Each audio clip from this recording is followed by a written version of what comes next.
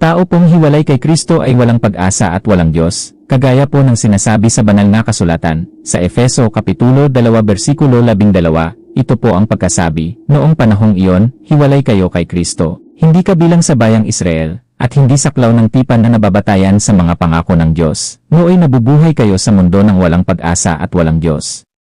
May mga tao talaga na walang pag-asa kagaya ng sinasabi sa unang Tesalonika, Kapitulo 4 versikulo 13. Mga kapatid, nais naming malaman niyo ang katotohanan tungkol sa mga namatay na upang hindi kayo magdalamhati tulad ng mga taong walang pag-asa.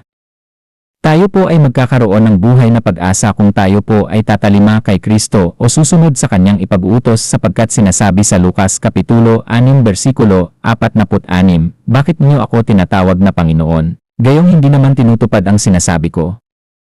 Si Kristo po ang ating pag-asa, kagaya po ng sinasabi sa unang Timoteo Kapitulo 1 versikulo 1, si Pablo apostol ni Jesu-Kristo sa pamamagitan ng kautosan ng Diyos na ating tagapagligtas, at ang ating Panginoong Jesu-Kristo na ating pag-asa.